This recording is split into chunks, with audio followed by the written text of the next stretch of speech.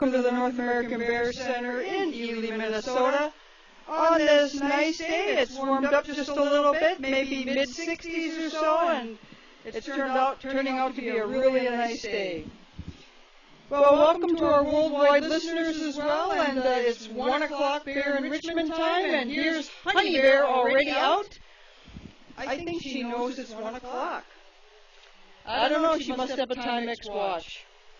Well, Honey Bear is already out, and Holly Bear is maybe coming. Looks like one of our volunteers has spotted Holly, I'm not sure. She certainly, here comes Holly Bear by the rock den, and Holly Bear, I would think she'd be hungry, because I got to tell you about Holly Bear. She has been a busy gal today, but I'll keep that suspense until later. Both these females have what we call a donut. It looks like a little tire, a tube, whatever.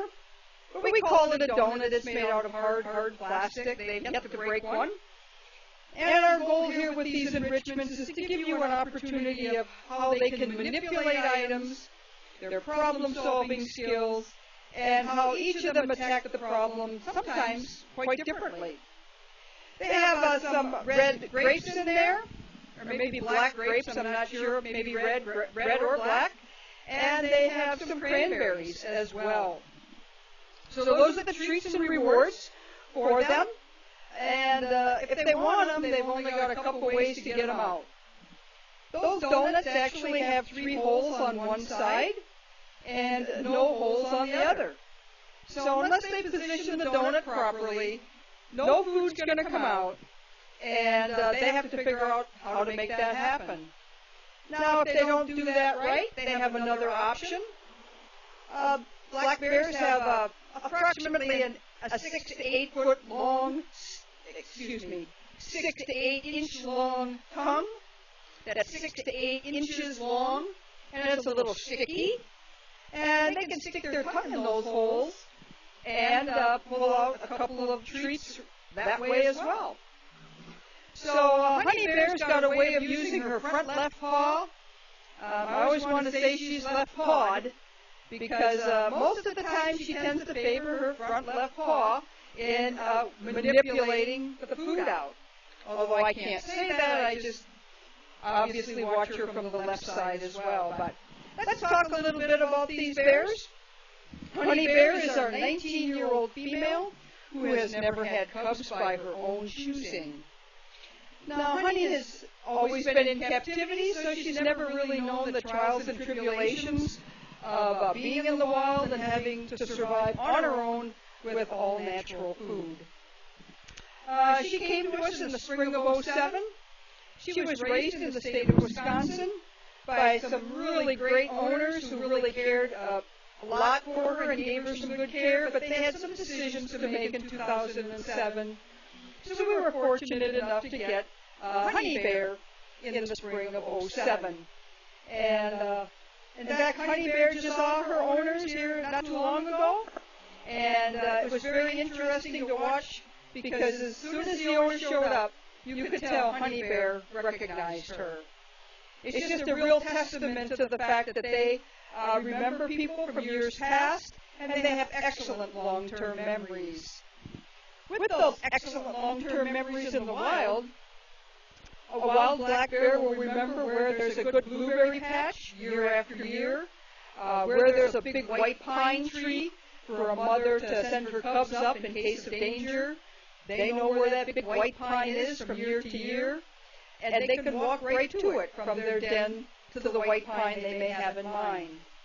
White pines are a favorite of black bears, especially mothers with cubs, because of its bark and its size. The bark of a white pine is very, very hard to get off, and it is slightly curved just nice enough for cubs to scurry up a big white pine quickly. A white pine has strong branches. They can climb up 20, 30 feet, lay on a branch, and fall asleep, and wait for their mother to call them down. Black bears are not predators. They're not They're not out to get you. They're not aggressive. They don't do any of those things. They're actually opportunistic foragers. They're carnivores. And by foraging, they're really, their motto is, if I'm concerned, if I think I'm in danger, I'm going to run first and ask questions later. And that's not the mentality of a predator. It's the mentality of a forager. So Honey Bear, we call her Honey Bear because she's got a sweet personality, but a lot of people say, well, she's brown and she's not a black bear because she's brown in color. Well, that's just because she's a different color doesn't mean she's not a black bear. Black bears can come in a number of different colors, and she's technically considered a cinnamon phase black bear. Black bears can come in white, blue-gray, blonde, as well as black and cinnamon. Now, Holly Bear's got a different backstory. She comes from the state of Arkansas, and she was born of a wild mother. Now, that's the smaller bear in front of you right now, to the right. She's 2.5 years old right now, and being born in the state of Arkansas, she was separated from her mother due to a wildfire, and she was taken in by a family in hopes of raising her in a family environment. Well, that's not anything we would ever recommend you do, not good for the bear and not good for the family either. So she was sent to a rehab facility and deemed non-releasable after spending some time at the rehab facility. And there's not many options for a bear that can't be released into the wild. It's euthanasia or to find a forever home. We became aware of Holly Bear's situation in late 2013, and we became Holly Bear's forever home in December of 2013. Holly Bear gets her name because we got her during the December holiday season, and she's also named after the holly berry, which is a wild bear food that is plentiful in the wild. Now, I said Holly Bear's been busy this morning. Well, I don't know at the far end of the observation deck opposite Holly, but about an hour ago I took a picture of her, and she's got a dirty nose and a dirty face and really dirty front paws. Holly Bear spent about half the morning excavating a wild bear's den. Last year, Holly Bear surprised us, and she dug her own wild den in the back of this 2.5 natural wooded acreage here in front of you. The first winter we got her, as I said, in December of 2013. Of course, in December, it was already a lot of snow, a lot of ice, very cold, and she would have normally denned. Well, being that we didn't know much about Holly, and she'd never ever been here before, she was trucked up here from Arkansas, and so we put her in one of our smaller enclosures that is fenced all the way around and including on the top. Because, of course, bear cubs climb at a very young age. So she denned actually where we pretty much put her, and that is in one of what we call our bunker dens. But she didn't have a choice that year, because we didn't know her, she didn't know us, and we cared about her safety and health and welfare. Plus, we had to get to know each other. Well, last summer, we did get to know each other. She began to trust us. By the way, Holly Bear went back to her deadfall for the PTZ driver. So she's back in the woods. Last summer, we spent her first summer getting to know her and her getting to trust us. And she had to explore these 2.5 acres. Plus, she had to figure out who the other bears were here and forge relationships with them. So that happened last year, and she was thinking about denning in one of the man-made dens here that we have at the Bear Center. And it was kind of at the last minute. She changed her mind and said, no, I don't think I'm going to do that.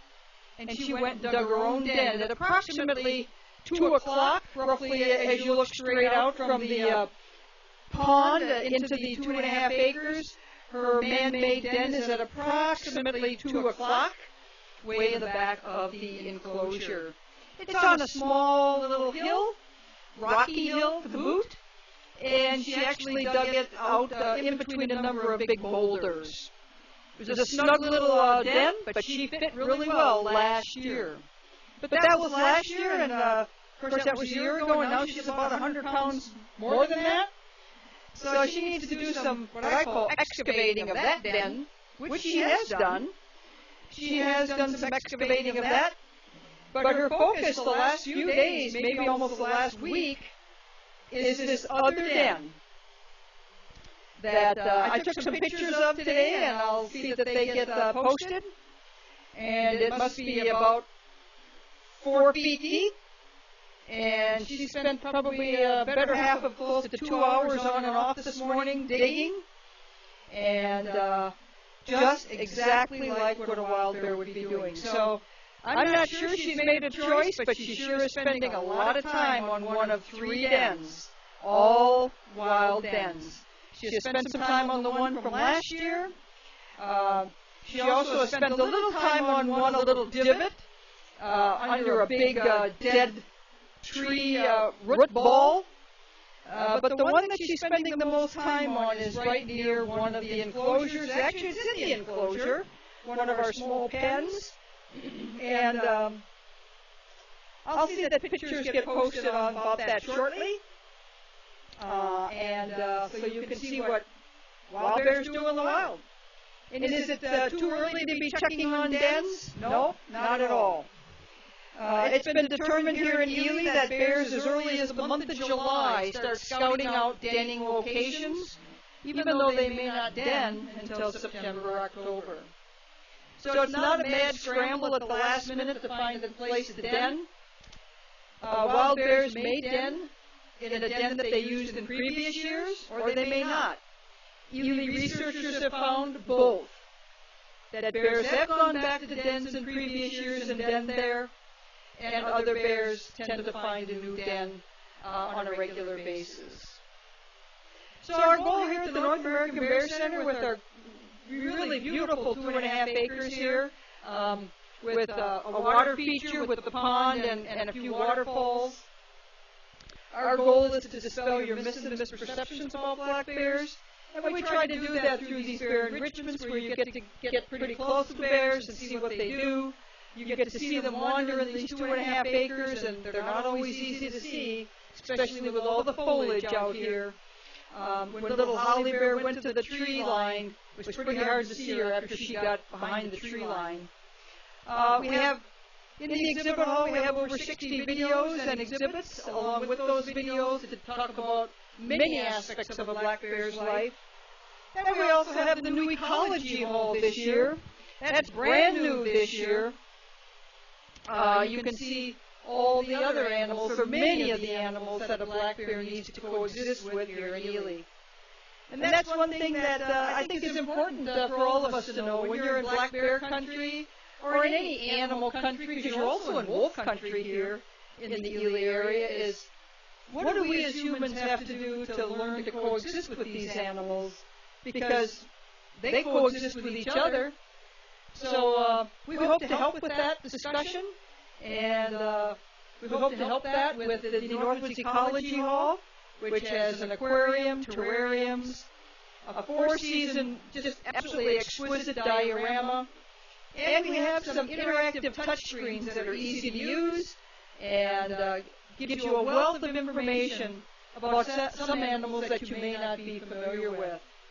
And I want to give a shout out to some folks here from Southern California who are back and have been anticipating coming back, and they can't wait to go behind the scenes. Well, behind the scenes happens in the next hour. That would be at 2 o'clock and 3 o'clock. Behind the scenes is just that. We take you behind the back door here, shall we say, and we show you parts of the Bear Center that you can't see from the balcony. And we show you the small enclosures. You will more than likely get to see all 4 bears, sometimes only 3 because Holly's been busy digging a den. But they usually show up, and it's a great opportunity for some pictures and videos, and you might actually get a sense of each of our bears' personalities. Because every bear's got their own personality, just like us as humans. They're all a little different, and you have to treat them accordingly.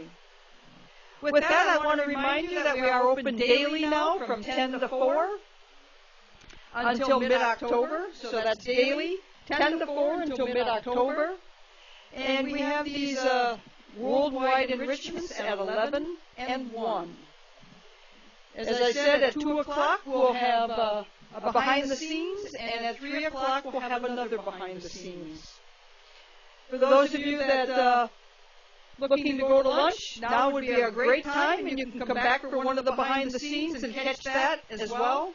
Great dining places in Ely, Minnesota for lunch, for breakfast, lunch, and dinner. And if you need some good ideas since you're not familiar with the area, check with our sales associate. They'll be glad to give you some ideas of where you might go. If you're interested in other wildlife, head out our parking lot, take a right, and go about 3 miles to the International Wolf Center. The Wolf Center's got 4 ambassador wolves. They're currently open daily, and they have folks there that can answer your questions about wolves and wolf behavior. And they have a great enclosure where you can see the pack of wolves hanging out and doing whatever wolves do. So with that, I want to thank you for coming to the Bear Center today. And if you're thinking of coming back, when the leaves get a little more vibrant, check with our sales associate. We have a variety of memberships available to you, and you will get a free gift for signing up today. Membership gives you full access to the Bear Center all year long. You get 10% off any gift shop purchases immediately. And if you go home and you think about that birthday gift, anniversary gift, or maybe some educational items for family or friends, you can buy online, and we'll ship anywhere in the world, and you'll get 10% off. Thank you very much for joining us today, and our next time on the mic will be tomorrow, Saturday, at 11 o'clock Ely time. Thank you very much.